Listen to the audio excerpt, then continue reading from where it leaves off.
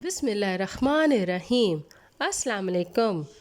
हज़रत उमर रज़ी अल्लाह ताला अन्हो बयान करते हैं कि जब मेरी बेटी अफ़सा के खाविंद हुनैस बिन हुज़ाफ़ा सहमी रज़ी अल्लाह ताला अन्हो जो कि शिरकाए बदर में से थे मदीना मुनव्वरा में फ़ौत हो गए तो मैंने उस्मान बिन अफ़्फ़ान रज़ी अल्लाह ताला अन्हो को इससे निकाह की पेशकश की तो वह कहने लगे मैं अपने बारे में ज़रा सोच विचार कर लूँ।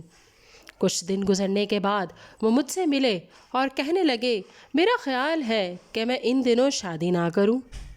हज़रत उमर रज़ियल्लाहु ताला अन्हो कहते हैं कि बाद अज़ां मैं हज़रत अबू बकर रज़ियल्लाहु ताला अन्हो से मिला और उनसे कहा अगर आप चाहें तो मैं अपनी बेटी का निकाह आपके साथ कर दूं। अबू बकर रज़ियल्लाहु ताला अन्हो ने खामोशी इख्तियार कर ली और कोई जवाब ना दिया। ये सूरत हाल देख कर मुझे अबू बकर पर उस्मान से भी ज़्यादा दुख हुआ।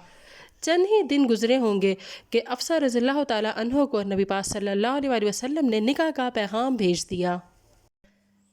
मैंने इसका निकाह आप सल्लल्लाहु अलैहि वसल्लम से कर दिया तो अब मुझे अबू बकर मिले और कहने लगे आपने जब मुझे अफ़सा के मुतालिक कहा और मैंने कोई जवाब ना दिया तो शायद आपको गुस्सा आया हो। हज़रत उमर ने फरमाया जी हाँ।